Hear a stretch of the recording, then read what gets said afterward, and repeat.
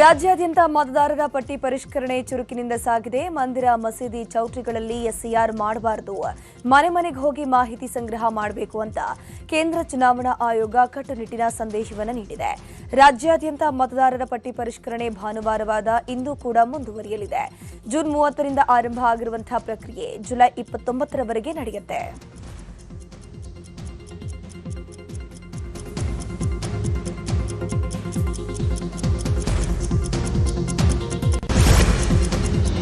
BJP ರಾಜ್ಯಾಧ್ಯಕ್ಷ ವಿಜೇಂದ್ರ, ಮಾಜಿ ಸಚಿವ ಎಸ್ ಸುರೇಶ್ ಕುಮಾರ್ ನೇತೃತ್ವದ ಬಿಜೆಪಿ ಟೀಮ್ ರಾಜ್ಯ ಚುನಾವಣಾ ಆಯುಕ್ತರನ್ನ ಭೇಟಿ ಮಾಡಿದ್ದಾರೆ. ರಾಜ್ಯದಲ್ಲಿ ನಡೀತಾ ಇರುವ ಮತದಾರರ ಪಟ್ಟಿಯ ವಿಶೇಷ ಪರಿಷ್ಕರಣೆಯಲ್ಲಿ ಅವ್ಯವಹಾರ ಆಗ್ತಾ ಇದೆ. ಆಡಳಿತಾರೂಢ ಕಾಂಗ್ರೆಸ್ ಸರ್ಕಾರ ಅಧಿಕಾರಿಗಳ ಮೇಲೆ ಒತ್ತಡ ಹೇರಿದೆ ಅಂತ ರಾಜ್ಯ ಚುನಾವಣಾ ಆಯೋಗಕ್ಕೆ ದೂರು ಕೊಟ್ಟಿದ್ದಾರೆ. 4 ಪುಟಗಳಲ್ಲಿ ಎಸ್ಐಆರ್ ಹಂಗಾಮದ ಬಗ್ಗೆ ದೂರನ್ನ ಉಲ್ಲೇಖ ಮಾಡಿದ್ದಾರೆ. ರಾಜ್ಯದಲ್ಲಿ ಮತದಾರರ ಪಟ್ಟಿ ಪರಿಷ್ಕರಣೆ ಭರದಿಂದ ಸಾಗಿದೆ. ಈ ಮಧ್ಯೆ ಕೇಂದ್ರ ಸಚಿವ ಕುಮಾರಸ್ವಾಮಿ ತಮ್ಮ ಕುಟುಂಬ ಸಮೇತರಾಗಿ ಎಸ್ಐಆರ್ ಪ್ರಕ್ರಿಯೆಯಲ್ಲಿ ಭಾಗಿಯಾಗಿದ್ದರು. ಬೆಳದಿಯ ಕೇತಗಾನಹಳ್ಳಿಯ ತೋಟದ ಮನೆಗೆ ಬಂದಿದ್ದಂತಹ ಅಧಿಕಾರಿಗಳು ಕುಮಾರಸ್ವಾಮಿ ಕುಟುಂಬದವರ ವಿವರವನ್ನು ಸಂಗ್ರಹಿಸಿದ್ರು. ಅನಿತಾ ಕುಮಾರಸ್ವಾಮಿ, ನಿಖಿಲ್ ಕುಮಾರಸ್ವಾಮಿ, ನಿಖಿಲ್ ಪತ್ನಿ ರೇವತಿ ಎಲ್ಲರೂ ಕೂಡ ಎಸ್ಐಆರ್ ಪ್ರಕ್ರಿಯೆಯಲ್ಲಿ ಭಾಗಿಯಾಗಿದ್ದರು. ಎಸ್ಐಆರ್ ಅನ್ನು ಕಾಂಗ್ರೆಸ್ ಸರ್ಕಾರ ದುರ್ಬಳಕೆ ಮಾಡಿಕೊಳ್ತಾ ಇದೆ ಅಂತ ಬಿಜೆಪಿಗರ ಆರೋಪ ವಿಚಾರಕ್ಕೆ ಸಂಬಂಧಪಟ್ಟಂತೆ ಕೇಂದ್ರ ಸಚಿವೆ ಶೋಭಾ ಕರಂದ್ಲಾಜೆ ಪ್ರತಿಕ್ರಿಯೆ ಕೊಟ್ಟಿದ್ದಾರೆ. ತುಮಕೂರಿನಲ್ಲಿ ಮಾತನಾಡಿದ ಅವರು, ಎಲ್ಲಾ ರಾಜ್ಯದಲ್ಲೂ ಕೂಡ ಎಸ್ಐಆರ್ ಕಾನೂನುಬದ್ಧವಾಗಿ ಆಗಿದೆ. ಕರ್ನಾಟಕದಲ್ಲಿ ಕಾನೂನನ್ನ ಮೀರಿ ಕಾನೂನು ವಿರೋಧಿಯಾಗಿ ಎಸ್ಐಆರ್ ಮಾಡಲಾಗ್ತಾ ಇದೆ ಅಂತ ಹೇಳಿದ್ದಾರೆ. ಕಾಂಗ್ರೆಸ್ ಸರ್ಕಾರದ ಅಣತಿಯಂತೆ ಬಿಎಲ್ಒಗಳು ಎಸ್ಐಆರ್ ಮಾಡ್ತಾ ಇದ್ದಾರೆ. ಬಾಂಗ್ಲಾ ವಲಸಿಗರಿಗೆ ಅಕ್ರಮವಾಗಿ ವೋಟರ್ ಐಡಿ ಸೇರಿಸೋ ಕೆಲಸ ಆಗ್ತಾ ಇದೆ ಅಂತ ಆರೋಪ ಮಾಡಿದ್ರು. ಕಾನೂನು ವಿರೋಧಿಯಾಗಿ ಇಲ್ಲಿ ಎಸ್ಐಆರ್ ಅನ್ನು ಮಾಡಲಾಗ್ತಾ ಇದೆ. ಸರ್ಕಾರದ ಅನತಿಯಂತೆ, ಕಾಂಗ್ರೆಸ್ ಸರ್ಕಾರದ ಅನತಿಯಂತೆ ಬಿಎಲ್ಒಗಳು ಮಸೀದಿಗಳಲ್ಲಿ, ಶಾದಿ ಮಹಲ್ಗಳಲ್ಲಿ, ಚೌಲ್ಟ್ರಿಗಳಲ್ಲಿ ಮತ್ತು ಓಪನ್ ಪ್ರದೇಶಗಳಲ್ಲಿ ಕೂತು 300, 400, 500 ಜನರನ್ನು ಗುಡ್ಡೆ ಹಾಕ್ಕೊಂಡು ಅಲ್ಲಿ ಎನ್ಯುಮರೇಷನ್ ಫಾರ್ಮನ್ನು ತುಂಬಿಸುವಂಥ, ಅಲ್ಲಿ ಇಲ್ಲಿಗಲ್ ಆಗಿ ಅವರಿಗೆ ಅಡ್ರೆಸ್ಸನ್ನು, ಅವರ ವೋಟರ್ ಐಡಿಯನ್ನು ಮಾಡಿಸುವಂಥ ಕೆಲಸವನ್ನು ಮಾಡ್ತಾ ಇದ್ದಾರೆ. ಮತ್ತು ಕರ್ನಾಟಕ ರಾಜ್ಯದಲ್ಲಿ ಅಕ್ರಮವಾಗಿ ಬಾಂಗ್ಲಾ ವಲಸಿಗರಿಗೆ, ಯಾರು ಇಲ್ಲಿ ಮತದಾರರೇ ಅಲ್ಲ ಅಂಥವರನ್ನು ಮತದಾರ ಪಟ್ಟಿಗೆ ಸೇರಿಸುವಂಥ ಷಡ್ಯಂತ್ರಕ್ಕೆ ತಡೆಯನ್ನು ಹಾಕಬೇಕನ್ನುವಂಥ ವಿನಂತಿಯನ್ನು ಮಾಡಿದ್ದೀವಿ. ಕಾನೂನನ್ನು ಮೀರಿ ಕಾನೂನು ವಿರೋಧಿಯಾಗಿ ಹಾವೇರಿಯಲ್ಲಿ ಎಸ್ಐಆರ್ ಪ್ರಕ್ರಿಯೆ ಚುರುಕುಗೊಂಡಿದೆ. ಡಿಸಿ ಡಾಕ್ಟರ್ ಮಹಾಂತೇಶ್ ದಾನಮ್ಮನವರ್ ಹಾನಗಲ್ ಹಾಗೂ ಹಿರೇಕೆರೂರು ಕ್ಷೇತ್ರಗಳಿಗೆ ಭೇಟಿ ನೀಡಿ ಎಸ್ಐಆರ್ ಕಾರ್ಯ ಪರಿಶೀಲನೆ ಮಾಡಿದ್ರು. ಮತಗಟ್ಟೆಗಳಿಗೆ ಭೇಟಿ ನೀಡಿ ಮನೆ ಮನೆಗೆ ಫಾರ್ಮ್ ವಿತರಣೆ ಹಾಗೂ ಮಾಹಿತಿ ಸಂಗ್ರಹ ಕಾರ್ಯವನ್ನು ವೀಕ್ಷಣೆ ಮಾಡಿದ್ದಾರೆ.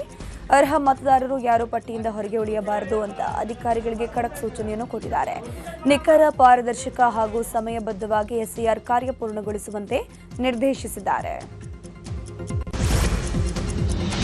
ಮಾಜಿ ಸಿಎಂ ಬಿಎಸ್ವೈ ಇವತ್ತು ಹುಟ್ಟೂರು ಪ್ರವಾಸ ಕೈಗೊಂಡಿದ್ದಾರೆ. ಮಂಡ್ಯದ ಕೆಆರ್ಪೇಟೆಯ ಬೂಕನಕೆರೆ ಗ್ರಾಮ ಬಿಎಸ್ವೈ ಅವರ ಹುಟ್ಟೂರು. ಬೆಳಗ್ಗೆ 10 ಗಂಟೆಗೆ ಗ್ರಾಮಕ್ಕೆ ಭೇಟಿ ಕೊಡಲಿದ್ದಾರೆ.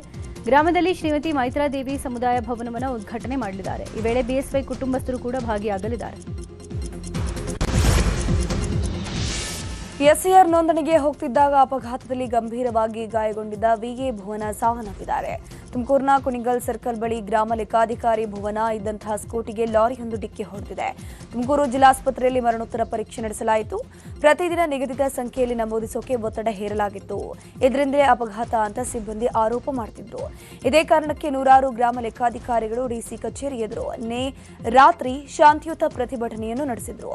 ಭುವನ ಫೋಟೋ ಇಟ್ಟು ಪೂಜೆಯನ್ನು ಸಲ್ಲಿಸಿದ್ರು. ಡಿಸಿ ಕಚೇರಿಗೆ ಮುತ್ತಿಗೆ ಹಾಕಿ ಪಾದಯಾತ್ರೆ ಮಾಡಿದ್ರು. ನಿನ್ನೆ ಶವಾಗಾರಕ್ಕೆ ಶಾಸಕ ಜ್ಯೋತಿ ಗಣೇಶ್ ಭೇಟಿ ಕೊಟ್ಟು ಕುಟುಂಬಸ್ಥರಿಗೆ ಸಾಂತ್ವನ ಕೂಡ ಹೇಳಿದ್ರು. ಇನ್ನು ಇಂದು ಭುವನ ಹುಟ್ಟೂರಾದ ಟಿ ಬೇಗೂರಿನಲ್ಲಿ ಅಂತ್ಯ ಸಂಸ್ಕಾರ ನಡೆಯಲಿದೆ. ಇವತ್ತು ಸಿಎಂ ಡಿಕೆಶಿ ಬೆಂಗಳೂರು ಗ್ರಾಮಾಂತರ ಜಿಲ್ಲೆಗೆ ಭೇಟಿ ಕೊಡಲಿದ್ದಾರೆ. ನಗರದ ಜಿಲ್ಲಾ ಆಡಳಿತ ಭವನದ ಆವರಣದಲ್ಲಿ ನಿರ್ಮಿಸಲಾಗಿರುವ ಸಂವಿಧಾನ ಶಿಲ್ಪಿ ಭಾರತ ರತ್ನ ಡಾಕ್ಟರ್ ಬಿಆರ್ ಅಂಬೇಡ್ಕರ್ ಅವರ ಭವ್ಯ ಪ್ರತಿಮೆ ಇವತ್ತು ಲೋಕಾರ್ಪಣೆ ಮಾಡಲಾಗ್ತಾ ಇದೆ.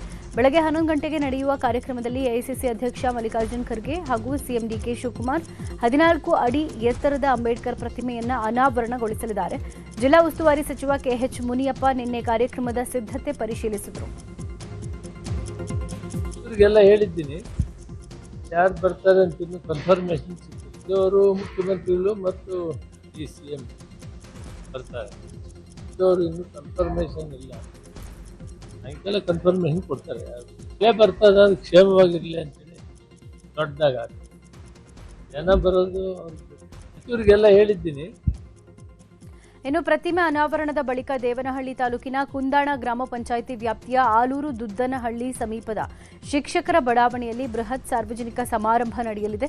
ಮುಖ್ಯಮಂತ್ರಿ ಡಿಕೆ ಶಿವಕುಮಾರ್ ಸಮಾರಂಭವನ್ನು ಉದ್ಘಾಟನೆ ಮಾಡಲಿದ್ದಾರೆ. ಈ ವೇಳೆ ಡಿಸಿಎಂ ಡಾಕ್ಟರ್ ಜಿ ಪರಮೇಶ್ವರ್, ಸಚಿವ ಕೆಎಚ್ ಮುನಿಯಪ್ಪ, ಸಂಸದರು, ಸಚಿವರು, ಜಿಲ್ಲೆಯ ಎಲ್ಲ ಶಾಸಕರು, ಜನಪ್ರತಿನಿಧಿಗಳು, ವಿವಿಧ ನಿಗಮ ಮಂಡಳಿಗಳ ಅಧ್ಯಕ್ಷರು ಮತ್ತು ಸದಸ್ಯರು ಕೂಡ ಭಾಗವಹಿಸಲಿದ್ದಾರೆ.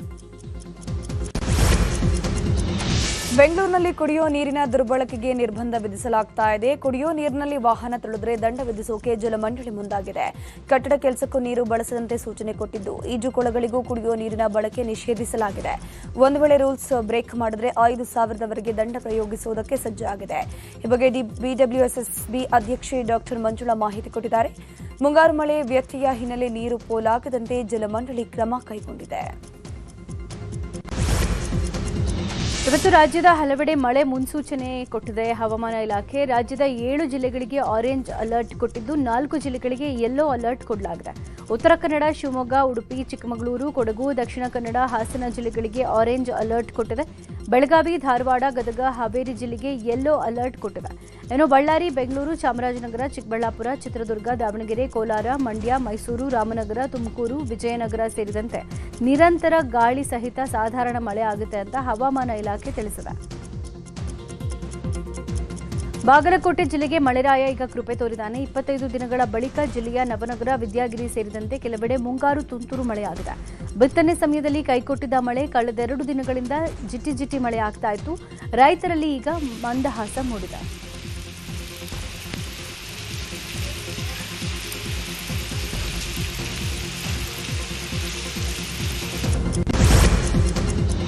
ರಾಜ್ಯದಲ್ಲಿ ಮುಂಗಾರು ಮಳೆ ಕೊರತೆ ಹಿನ್ನೆಲೆ ಮಳೆಗಾಗಿ ರೈತರು ದೇವರಲ್ಲಿ ಪ್ರಾರ್ಥನೆ ಮಾಡಿದ್ದಾರೆ. ಕೊಪ್ಪಳದ ಯಲಬುರ್ಗಾ ತಾಲೂಕಿನ ಚಿಕ್ಕೊಪ್ಪದ ಮಳೆಗಾಗಿ ಅಲ್ಲಿ ರೈತರು, ಮಹಿಳೆಯರು ಗುರ್ಜಿ ಪೂಜೆಯನ್ನು ಮಾಡಿಸಿದ್ದಾರೆ. ಗ್ರಾಮದ ಓಣಿಯಲ್ಲಿ ಗುರ್ಜಿ ಹೊತ್ತ ಮಹಿಳೆ ಮೇಲೆ ನೀರು ಸುರಿದು ಮಳೆಗಾಗಿ ಪ್ರಾರ್ಥನೆ ಸಲ್ಲಿಸಲಾಯಿತು. ಓಣಿಯಲ್ಲಿ ಹಾಡುತ್ತಾ ಪರಸ್ಪರ ನೀರನ್ನು ಎರಚಿಕೊಳ್ತಾ ಮಳೆಗಾಗಿ ಬೇಡಿಕೊಂಡಿದ್ದಾರೆ.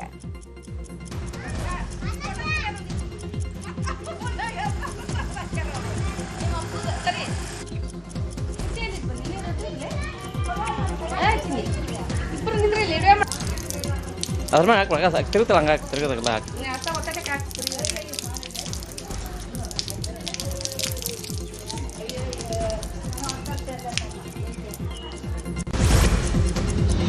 ಮಹಾರಾಷ್ಟ್ರದ ಪಶ್ಚಿಮ ಘಟ್ಟ ಪ್ರದೇಶಗಳಲ್ಲಿ ಸುರಿತಾ ಇರುವ ಮಳೆಗೆ ಬೆಳಗಾವಿ ಜಿಲ್ಲೆಯ ಹಿರಣ್ಯಕೇಶಿ ನದಿ ಮೈದುಂಬಿ ಹರಿತಾ ಇದೆ. ಕಳೆದ 3 ತಿಂಗಳಿನಿಂದ ನೀರಿಲ್ಲದೆ ಬರಿದಾಗಿದ್ದ ನದಿಗೆ ಮತ್ತೆ ಜೀವಕಳೆ ಬಂದಿದೆ. ನದಿಗೆ ನೀರು ಬಂದ ಹಿನ್ನೆಲೆ ರೈತರು ಸಂತಸದಲ್ಲಿದ್ದಾರೆ. ಹುಕ್ಕೇರಿ ತಾಲೂಕಿನ ಆದ್ಯಂತ ಕೃಷಿ ಚಟುವಟಿಕೆಗಳು ಮತ್ತೆ ಗರಿಗೆದರಿವೆ. ಇನ್ನು ಹಿರಣ್ಯಕೇಶಿ ನದಿಗೆ ನೀರು ಹೆಚ್ಚಾದ ಹಿನ್ನೆಲೆ ಗೋಕಾಕ ಜಲಪಾತಕ್ಕೆ ನೀರು ಹರಿಸಲಾಗಿದೆ. ಬತ್ತಿ ಹೋಗಿದ್ದ ಜಲಪಾತಕ್ಕೆ ಜೀವಕಳೆ ಬಂದಿದ್ದು ಪ್ರವಾಸಿಗರನ್ನ ಆಕರ್ಷಿಸ್ತಾ ಇದೆ. ಕಳೆದ 3 ವರ್ಷಗಳಲ್ಲಿ ಬೆಂಗಳೂರು ರಸ್ತೆ ಅಭಿವೃದ್ಧಿ ಹಾಗೂ ರಸ್ತೆ ಗುಂಡಿ ಮುಚ್ಚುವ ಕಾಮಗಾರಿಗಳಿಗೆ ಒಟ್ಟು 8,825 ಕೋಟಿ ರಿಲೀಸ್ ಮಾಡಲಾಗಿದೆ. ಇದರಲ್ಲಿ ರಸ್ತೆ ಅಭಿವೃದ್ಧಿಗೆ 8,230 ಕೋಟಿ ಹಾಗೂ ರಸ್ತೆ ಗುಂಡಿ ಮುಚ್ಚೋಕೆ 594 ಕೋಟಿ ಮೀಸಲಿಡಲಾಗಿದೆ. ಇಷ್ಟೊಂದು ಅನುದಾನ ಬಿಡುಗಡೆಯಾದರೂ ರಸ್ತೆಗಳ ದುಸ್ಥಿತಿ ಮುಂದುವರೆದಿದೆ. ರಸ್ತೆ ಕಾಮಗಾರಿಯಲ್ಲಿ ಭ್ರಷ್ಟಾಚಾರ, ಕಮಿಷನ್ ಹಾಗೂ ಕಳಪೆ ಕಾಮಗಾರಿ ನಡೆದಿದೆ ಅಂತ ಸಾಮಾಜಿಕ ಹೋರಾಟಗಾರ ಎನ್ಆರ್ ರಮೇಶ್ ಆರೋಪ ಮಾಡಿದರು. 1,049 ಪುಟಗಳ ದಾಖಲೆಗಳನ್ನು ಸಚಿವ ಕೃಷ್ಣ ಬೈರೇಗೌಡ ಅವರಿಗೆ ಸಲ್ಲಿಸಿ ತಪ್ಪಿತಸ್ಥರ ವಿರುದ್ಧ ಕ್ರಮಕ್ಕೆ ಆಗ್ರಹ ಮಾಡಿದ್ದಾರೆ. ಹಣದ ಬಳಕೆಯ ಕುರಿತು ಉನ್ನತ ಮಟ್ಟದ ಪಾರದರ್ಶಕ ತನಿಖೆ ನಡೆಸುವಂತೆಯೂ ಒತ್ತಾಯಿಸಲಾಗಿದೆ. Welcome back. ಉಳಿದ ಸುದ್ದಿಗಳನ್ನು ಕ್ವಿಕ್ ಆಗಿ ನೋಡ್ತಾ ಹೋಗೋಣ. ಆನೇಕಲ್ನಲ್ಲಿ ರೈತರು ರಸ್ತೆ ತಡೆ ಮಾಡುವುದನ್ನು ಪೊಲೀಸರು ತಡೆದಿದ್ದಕ್ಕೆ ಬೆಂಗಳೂರು ದಕ್ಷಿಣದ ಬಿಡದಿ ಹಾರೋಹಳ್ಳಿಯ ರಸ್ತೆಯಲ್ಲಿ ಕುಳಿತು ರೈತರು ಪ್ರತಿಭಟನೆ ಮಾಡಿದ್ದಾರೆ. ಈ ಮೂಲಕ ಆನೇಕಲ್ ರೈತರಿಗೆ ಬಿಡದಿಯ ಟೌನ್ಶಿಪ್ ವಿರೋಧ ಮಾಡುತ್ತಿರುವ ರೈತರು ಬೆಂಬಲಿಸಿದ್ದಾರೆ. ಇದರ ಜೊತೆಗೆ ರಾಜ್ಯ ಸರ್ಕಾರ ಟೌನ್ಶಿಪ್ ಯೋಜನೆ ಕೈಬಿಡಬೇಕು ಅಂತ ಒತ್ತಾಯಿಸಲಾಗಿದೆ. ಆನೇಕಲ್ ರೈತರುಗಳಿಗೆ ಬೆಂಗಳೂರಲ್ಲಿ ಮೆಮೊರಾಂಡಮ್ ಕೊಡಬೇಕಾದ್ರೆ ಅವ್ರನ್ನ ಬಿಡದೆ ಪೂರ್ಣ ಪ್ರಮಾಣದ ಸಂಪುಟ ರಚನೆ ಮಾಡುವಂತೆ ಆಗ್ರಹಿಸಿ ಇವತ್ತು ಮೈಸೂರಿನಲ್ಲಿ ಕನ್ನಡಪರ ಹೋರಾಟಗಾರ ವಾಟಾಳ್ ನಾಗರಾಜ್ ಪ್ರತಿಭಟನೆ ಮಾಡಲಿದ್ದಾರೆ. ಮೈಸೂರಿನ ಹಾರ್ಡಿಂಗ್ ಸರ್ಕಲ್ನಲ್ಲಿ ಏಕಾಂಗಿ ಸತ್ಯಾಗ್ರಹ ನಡೆಸಲಿದ್ದಾರೆ. ಡಿಕೆ ಶಿವಕುಮಾರ್ ಸರ್ಕಾರ ಅಧಿಕಾರಕ್ಕೆ ಬಂದು 1 ತಿಂಗಳಾದರೂ ಸಂಪುಟ ರಚನೆ ಮಾಡಿಲ್ಲ ಅಂತ ಆಕ್ರೋಶ ವ್ಯಕ್ತಪಡಿಸಿ ಸತ್ಯಾಗ್ರಹ ಮಾಡಲಿದ್ದಾರೆ. ಸನ್ನಡತೆ ಆಧಾರದ ಮೇಲೆ ಸಜಾಬಂದಿಗಳಿಗೆ ಬಿಡುಗಡೆಯ ಭಾಗ್ಯ ಸಿಕ್ಕಿದೆ. ಪರಪ್ಪನ ಅಗ್ರಹಾರ ಜೈಲಲ್ಲಿ ಬಿಡುಗಡೆ ಕಾರ್ಯಕ್ರಮ ನಡೆದಿದೆ. ಸನ್ನಡತೆ ತೋರಿದ 24 ಜೀವಾವಧಿ ಕೈದಿಗಳನ್ನು ಪರಪ್ಪನ ಅಗ್ರಹಾರದಿಂದ ರಿಲೀಸ್ ಮಾಡಲಾಗಿದೆ. ಕಾರ್ಯಕ್ರಮದಲ್ಲಿ ಗೃಹ ಸಚಿವ ಪ್ರಿಯಾಂಕ್ ಖರ್ಗೆ, ಕಾರಾಗೃಹ ಎಡಿಜಿಪಿ ಅಲೋಕ್ ಕುಮಾರ್, ಸಿಎಸ್ ಅಂಶುಕುಮಾರ್ ಸೇರಿದಂತೆ ಕಾರಾಗೃಹ ಇಲಾಖಾಧಿಕಾರಿಗಳು ಭಾಗಿಯಾಗಿದ್ದರು. ಇನ್ನು ಕೊಲೆ ಕೇಸ್ನಲ್ಲಿ ಜೈಲು ಸೇರಿದ್ದ ಮಣಿಕಂಠ ಎಂಬಾತ ತನ್ನ ಲವ್ ಕಹಾನಿಯನ್ನು ಬಿಚ್ಚಿಟ್ಟಿದ್ದಾನೆ. ಕೊಲೆ ಮಾಡೋ ಮೊದಲೇ ಯುವತಿಯೊಬ್ಬಳನ್ನ ಮಣಿಕಂಠ ಪ್ರೀತಿ ಮಾಡ್ತಾ ಇದ್ದಂತೆ. ಕೊಲೆ ಮಾಡಿ ಜೈಲಿಗೆ ಹೋದ್ರೂ ಪ್ರೀತಿ ಮಾಡ್ತಿದ್ದ ಯುವತಿ ಕೈ ಬಿಟ್ಟಿರಲಿಲ್ವಂತೆ. 2017ರಲ್ಲಿ ಪೆರೋಲ್ ಮೇಲೆ ಹೋಗಿ ಮನೆ ದೇವರ ದೇವಸ್ಥಾನದಲ್ಲಿ ಮದುವೆಯಾಗಿದ್ದಂತೆ.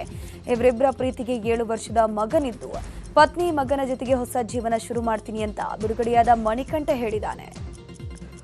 ನಾವೊಂದು ಮರ್ಡರ್ ಕೇಸು ಮಿಸ್ ಆಗಿ ಮಾಡ್ಕೊಂಡಿದ್ವಿ. ಅದರಲ್ಲಿ 14 ವರ್ಷ ಶಿಕ್ಷೆ ಅನುಭವಿಸಿ ಇವತ್ತು ನಮಗೆ ಹೊಸ ಜೀವನ ಸಿಕ್ಕಿದೆ. ತುಂಬ ಖುಷಿ ಇದೆ ಸರ್. ನಮಗೆ ತಾಯಿ ತಂದೆ ನೋಡ್ಕೊಬೇಕು, ಅಣ್ಣ ತಮ್ಮ ಇದ್ದಾರೆ, ಎಲ್ಲರೂ ಇದ್ದಾರೆ. ಫ್ಯಾಮಿಲಿ ಬಿಟ್ಟಿರೋಕ್ಕಾಗಲ್ಲ ಸರ್.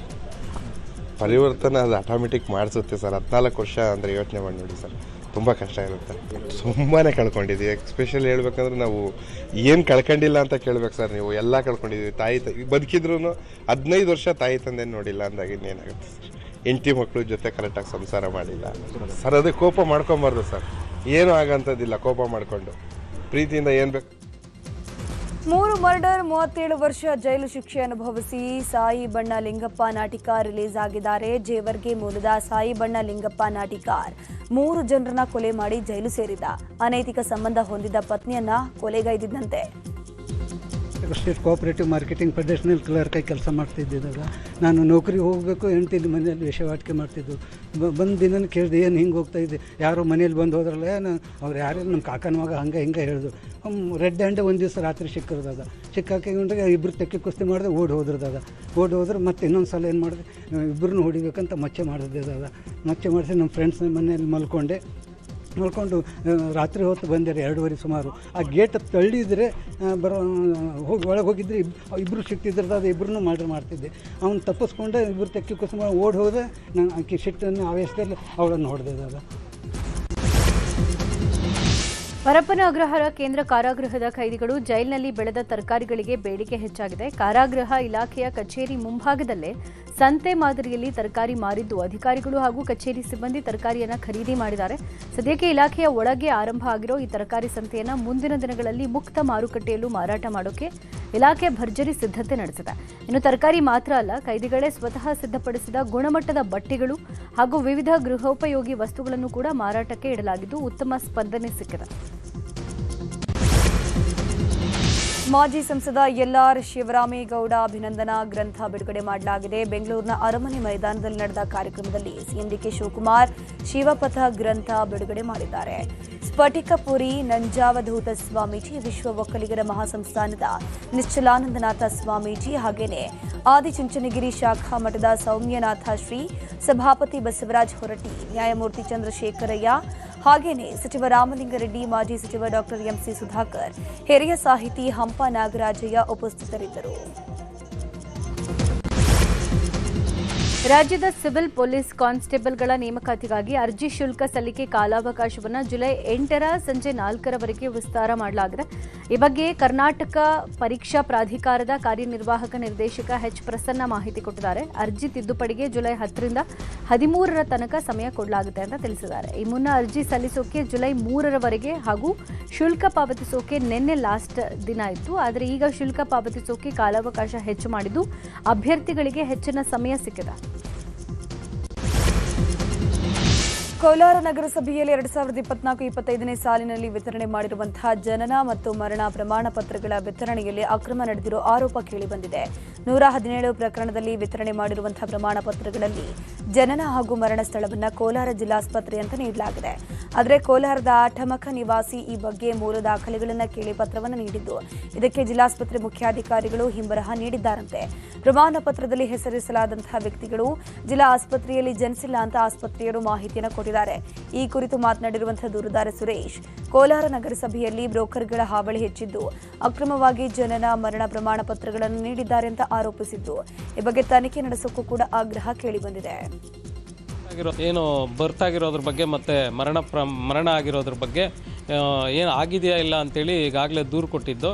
ಏನು ಜಿಲ್ಲಾ ಶಸ್ತ್ರಚಿಕಿತ್ಸಕರು ಒಂದು ವರದಿಯನ್ನು ಕೊಟ್ಟಿರ್ತಾರೆ. ನಮ್ಮಲ್ಲಿ ಯಾವುದೇ ಜನನ ಆಗಲಿ ಮರಣ ಆಗಲಿ ಆಗಿರೋದಿಲ್ಲ.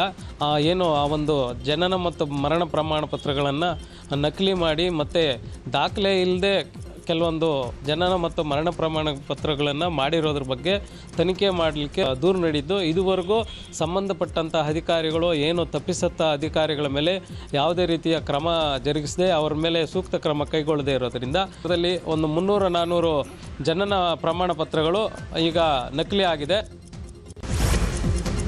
ಬೇಗಲ್ ಗ್ರಾಮದಲ್ಲಿ ನಡೆದ ಗಲಭೆ ಕೇಸ್ ದಿನಕ್ಕೊಂದು ತಿರುವು ಪಡ್ಕೊಳ್ತಾ ಇದೆ. ಅನ್ಯ ಕೋಮಿನ ಆರೋಪಿ ಶೌಕತ್ ಅಲಿಗೆ ಬಿಜೆಪಿ ಕಾರ್ಯಕರ್ತ ಮಧುಗೌಡ ಯತ್ನಳ್ಳಿ ಆಶ್ರಯ ಕೊಟ್ಟಿರೋ ಆರೋಪಕ್ಕೆ ಸ್ಪಷ್ಟನೆ ಕೊಟ್ಟಿದ್ದಾರೆ.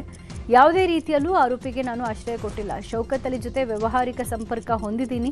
ಘಟನೆ ನಡೆದ ದಿನ ಶೌಕತ್ ಅಲಿ ಮನೆಗೆ ಬಂದಿದ್ದ. ಹಣಕಾಸಿನ ವ್ಯವಹಾರಕ್ಕೆ ಸಂಬಂಧಪಟ್ಟಂತೆ ತನ್ನ ಬಳಿ ಬಾಕಿ ಇದ್ದ ಹಣ ಕೇಳ್ತಾ ಇದ್ದ. ಈ ವೇಳೆ ಪೊಲೀಸರು ಆರೋಪಿ ಜೊತೆ ನನ್ನನ್ನು ಬಂಧಿಸಿದ್ದಾರೆ. ಬಳಿಕ ಠಾಣೆಯಲ್ಲಿ ಶೌಕತ್ ಅಲಿ 3 ದಿನಗಳ ಕಾಲ ನಿಮ್ಮ ಮನೆಯಲ್ಲೇ ವಾಸ ಇದ್ದ ಅಂತ ಹೇಳಬೇಕು ಅಂತ ಒತ್ತಾಯ ಮಾಡಿ ತನ್ನಿಂದ ವಿಡಿಯೋ ರೆಕಾರ್ಡ್ ಮಾಡಿಸ್ಕೊಂಡಿದ್ದಾರೆ ಅಂತ ಪೊಲೀಸರ ಮೇಲೇನೆ ಆರೋಪ ಮಾಡಿದ್ದಾರೆ.